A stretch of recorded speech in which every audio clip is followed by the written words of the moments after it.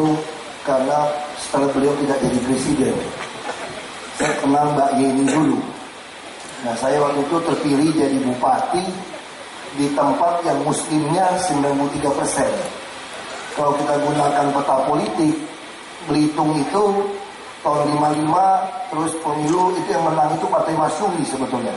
Maka yang kuasai sana itu Partai Bulan Bintang. Nah, saya jadi bupati di tengah 93% orang muslim. Lalu saya kenal, lalu kemudian 16 bulan setelah jadi bupati, saya harus berhenti.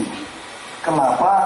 Karena saya ingin sekali Undang-Undang Nomor 40 tahun 2004 tentang Sistem Jaminan Sosial Nasional itu berlaku di Indonesia.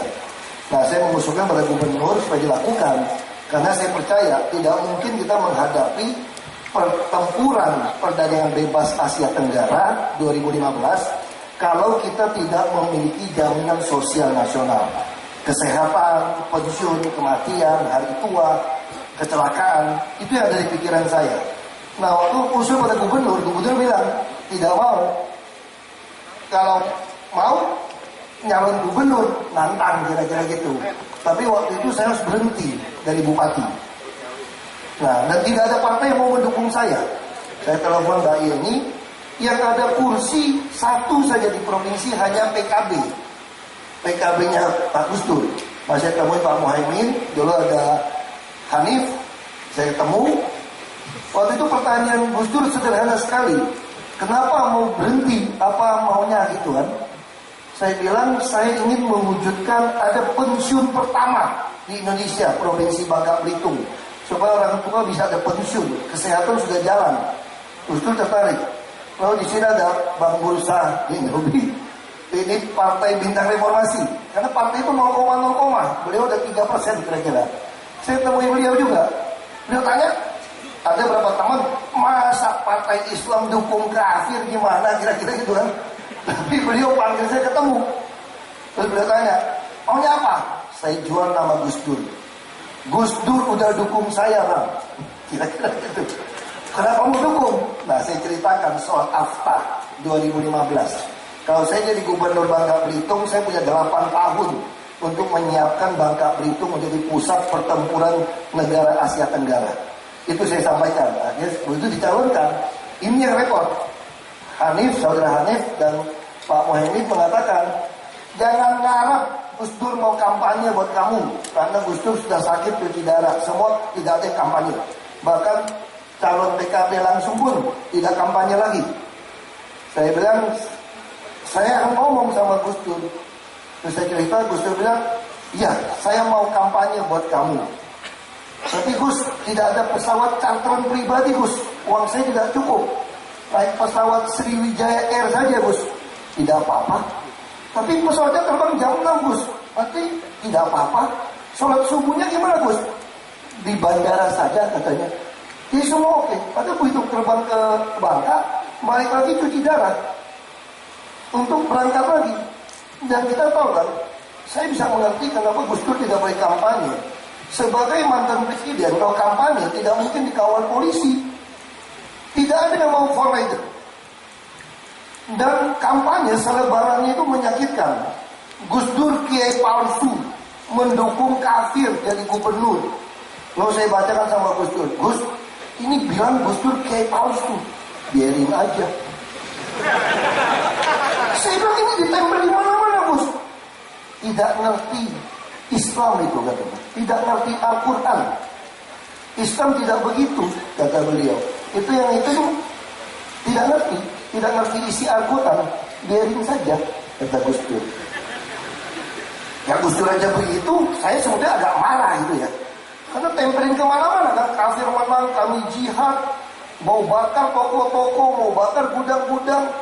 Nah begitu dicurangi, Gus Dur waktu itu tidak terima. Sama Mbak Yeni, kita bawa ke MA waktu itu, bisa menang, tapi dianggap merusuh. Lalu saya waktu itu lagi cuci darah, Gus Dur di RSCM. Saya bilang, Gus, ini bisa rusuh Gus, biarin aja. Kita kirim 2000 banser waktu itu katanya. Wah 2000 banser makannya gimana? bikin tenda saja, naik kapal gitu, kasih makan saja. Saya bilang, Gus, kalau nanti banser, nanti bisa mati orang lagi. Saya bilang, ribut. Gus Dur bilang, nggak mungkin katanya, nggak berani lawan banser, kira-kira gitu kan. Tapi saya bilang, Gus, lebih baik janganlah Gus, nanti orang mati gara-gara saya pengen jadi gubernur. Terus Gus Durnya diem. Terus saya bilang, Gus, orang Tionghoa, turunan Tionghoa belum bisa lah Gus jadi gubernur. Gubernur itu cuma 33 Gus di tanah air ini. Terus beliau diam, dia bilang begini, siapa bilang jadi presiden aja bisa kamu, katanya. Itu Gus Dur kasih semangat. Jadi kalau orang bilang saya berani berpolitik hari ini, ya karena Gus Dur yang kasih saya semangat, kasih saya keberanian. Kalau sudah gagal, ada radio Hutan Kayu menyelenggarakan talk show tentang SDSN, Sistem Jaminan Sosial Nasional. Dan Gus Dur ngajak saya lagi bicara bahwa kita penting punya SDSN.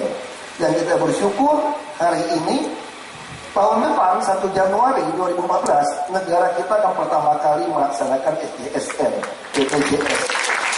Dan inilah cita-cita Gus Dur, supaya setiap orang punya keadilan sosial, bukan bantuan sosial yang hanya dibantu ketemu, tapi setiap warga punya jaminan kesehatan, jaminan pensiun. Nah, itu yang Gus Dur ingin lakukan. Makanya Gus Dur selalu katakan, saya ingin lihat ada gubernur Tionghoa pertama, dan itu adalah kamu yang bisa melaksanakan SDSN dengan baik. Makanya hari ini saya merasa tetap berhutang pada Gus Dur. Saya bukan habitat saya di dunia politik, jujur saja. Saya hanya ingin melihat ada keadilan sosial di negara kita. Ada sistem jaminan sosial nasional. Sehingga saya boleh kembali lagi jadi pengusaha.